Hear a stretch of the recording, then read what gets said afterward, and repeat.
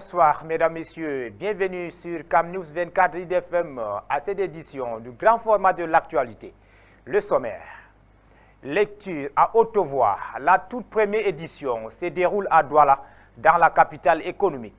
Objectif principal, redonner à la lecture toutes ces lettres de noblesse auprès des apprenants. Les détails en ouverture du journal. Entrepreneuriat féminin et participation des femmes du septentrion au développement socio-économique. Le débat est au centre du forum de haut niveau à Bertois. Objectif, mettre en lumière le potentiel exceptionnel des femmes dans le paysage économique camerounais. C'est tout pour les titres. Bienvenue une fois de plus sur CamNews 24, mesdames, messieurs, à cette édition d'information. Nous vous le disions, en éducation, redonner à la lecture toutes ces lettres de noblesse auprès des apprenants, c'est l'objectif majeur de la toute première édition de la lecture à haute voix qui vient de se tenir à Douala. L'initiative est d'un groupe de jeunes passionnés de la lecture qui ont décidé d'initier le plus jeune. Le détail, c'est avec notre correspondant, Zobel Apollinaire. Les maîtres surveillent, la sonnerie retentit. Ce moment de repos tant attendu est déjà fini. Les rangs disparaissent, la cour devient vide et silencieuse. Ça s'appelle la lecture à haute voix, un exercice auquel se sont livrés plusieurs élèves des établissements primaires de la ville de Douala le samedi 8 février 2025.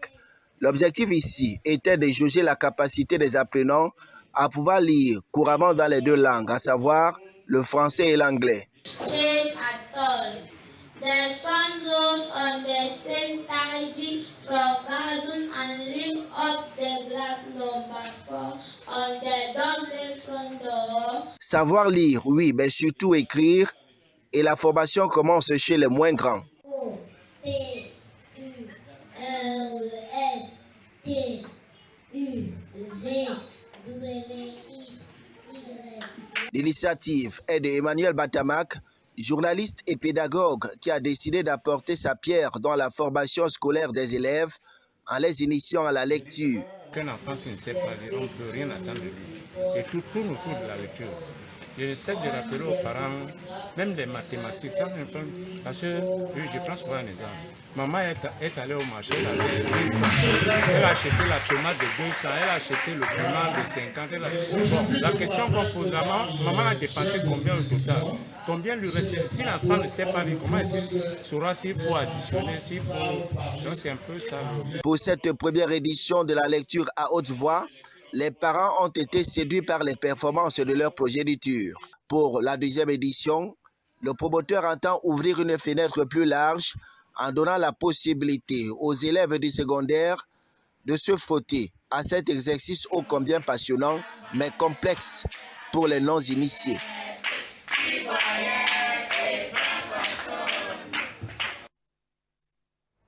La salle de conférence du Centre de promotion de la femme et de la famille de Bertois a servi de cadre idéal pour le forum de haut niveau sur les femmes entrepreneurs du septentrion visant à mettre en lumière le potentiel exceptionnel des femmes dans le paysage économique camerounais.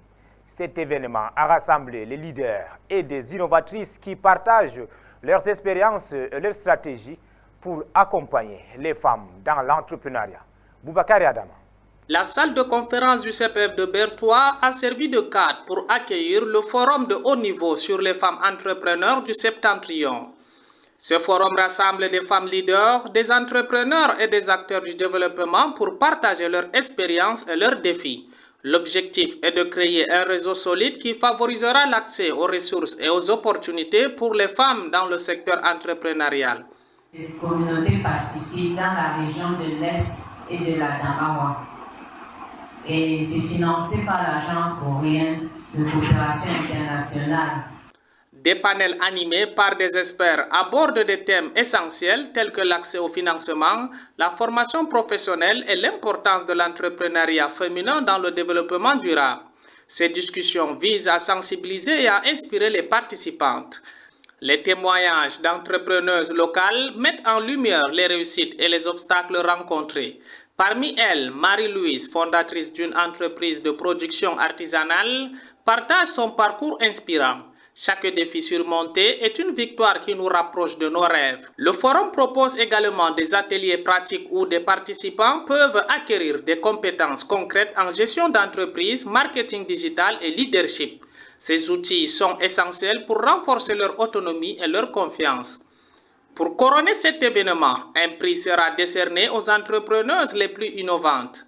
Cette reconnaissance vise à encourager davantage de femmes à se lancer dans l'entrepreneuriat et à faire entendre leur voix. Donner un résultat avec lequel vous allez courir avec pour réaliser quelque chose. Vous rentrez dans une nouvelle dynamique ou est-ce que vous rentrez dans des groupes parce qu'il y a d'autres personnes aussi qui sont passées par le même schéma. C'est des gens qui n'avaient rien commencé et qui maintenant font beaucoup de choses. Mais c'est incroyable ce qui se passe. Donc c'est à vous de décider que ce changement-là va arriver chez vous.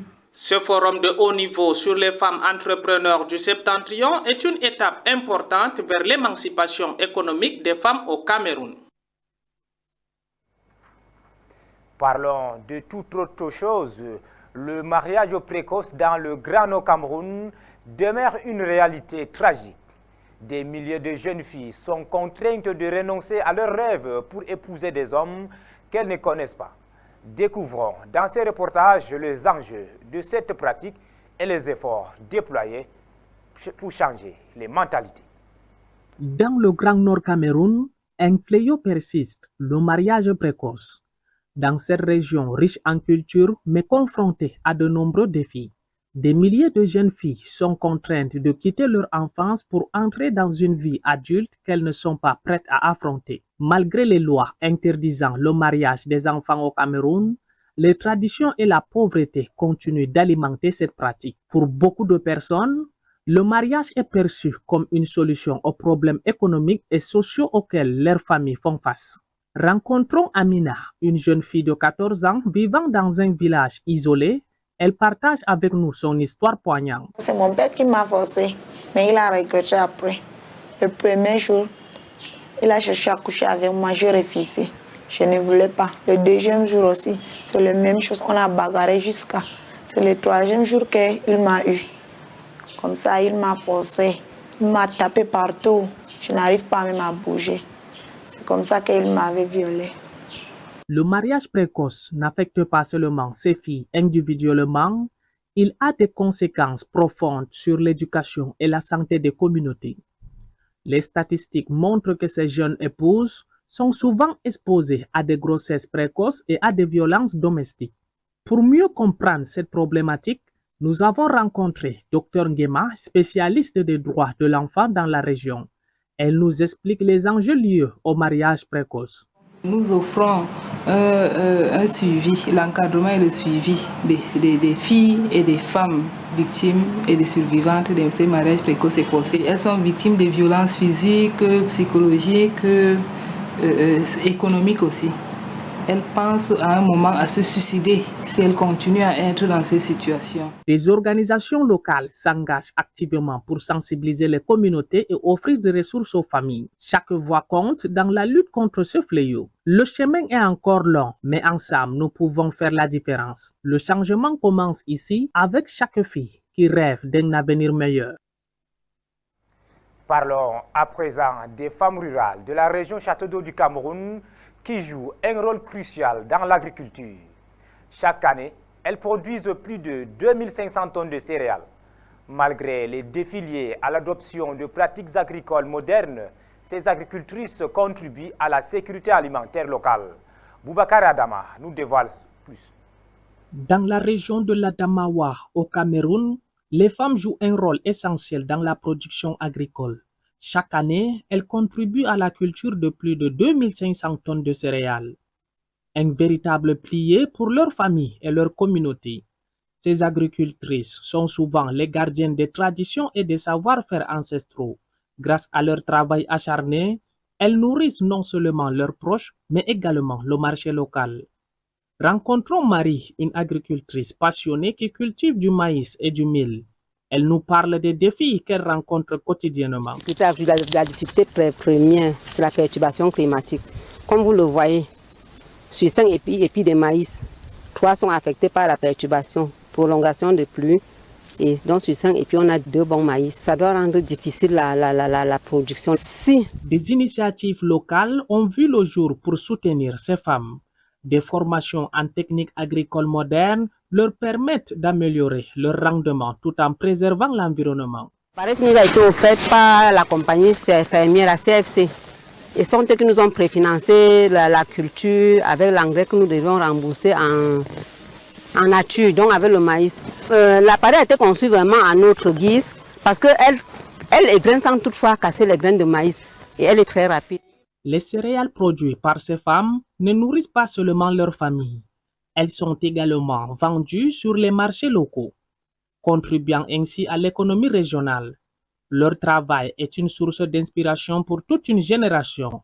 En soutenant ces femmes agricultrices, nous investissons dans un avenir meilleur pour l'Adamawa et au-delà. En sport, classé dans la catégorie des sports mécaniques, la 4e édition du Grand Prix MotoGP du Cameroun s'est courue le week-end dernier à Douala. Un événement couru qui a vu la présence de plus de 20 000 personnes aux abords du tracé dans l'arrondissement de Douala 5e.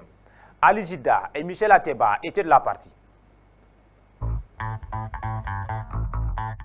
Pour la 3e fois d'affilée, Engelbert Bimela, alias Jackson, est le grand vainqueur du Grand Prix MotoGP organisé par le Racing 237. Mon secret, c'est que je m'entraîne beaucoup. Tu t'entraînes et tu causes avec ton engin, bien, tu t'habitues à ton engin, ça va aller. Le néo-champion se succède à lui-même au terme de l'épreuve courue à Douala le 23 février. Une dizaine de motards ont pris part au top départ de cette année dans les artères du quartier Bonamoussadi, dans l'arrondissement de Douala 5e.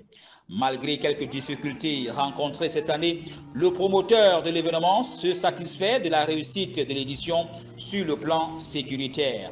Cela nous a permis de rehausser le niveau sécuritaire et le résultat est celui que nous avons obtenu. Pas d'incident, pas de chute. Et on pense que c'est bien que classé dans la catégorie des sports dangereux qui a de l'avenir. Jusqu'ici organisé en association, le Racing 237 souhaite sa mutation en fédération. Notre plus haute doléance, que cette discipline qui peut permettre d'entretenir une saison sportive au Cameroun puisse être reconnue dans un cadre légalement bien établi. Nonobstant ces écueils, la 5e édition reste désormais la préoccupation des promoteurs de cette organisation. Nous allons travailler avec l'autorité administrative pour corriger ce qui a été les manquements jusqu'ici. Mais avec ces améliorations, nous pensons que la prochaine édition, nous la commençons dès ce soir. Une 5e édition attendue au regard de la réussite de la 4e édition. C'est un nouveau départ à la Fédération camerounaise de handball. Les membres du conseil d'administration étaient en conclave à Yaoundé dimanche dernier afin de cogiter sur l'avenir de cette discipline. Ali Jida et Michel Ateba nous font le point de cette réunion. Réunis à Yaoundé le 23 février 2025, les membres du conseil d'administration de la Fédération camerounaise de handball ont pris d'importantes décisions. Il s'agissait pour nous de réorganiser les équipes nationales du Cameroun, toutes catégories confondues. La situation du championnat national de handball a été aussi abordée. Nous avons planché sur une forme de championnat qui voudrait que ce soit un championnat régional ou interrégional. Et après, on va organiser les play-offs. Je pense que ce qui a déjà été annoncé, c'est des play-offs à Douala, à Japoma. La question liée au texte de la fédération n'a pas échappé aux membres du conseil d'administration. Aujourd'hui, lorsque vous prenez le statut de la fédération et que vous voyez qu'il n'y a pas de règle de quorum, ça doit embêter tout le monde. Donc 2 personnes peuvent s'asseoir et puis décider du sort de la fédération. D'ailleurs, à ce sujet, les membres renouvellent l'autorisation au bureau exécutif de mettre sur pied une commission de lecture des statuts, de proposer un projet de règlement général de code éthique et de règlement intérieur. Reste maintenant attendue la date de démarrage du championnat national saison 2025. Voilà, mesdames, messieurs, c'est ici que s'achève cette édition d'information du soir sur CamNews 24 IDFM en direct de Garoua. Merci de nous avoir regardés. Passez une excellente soirée.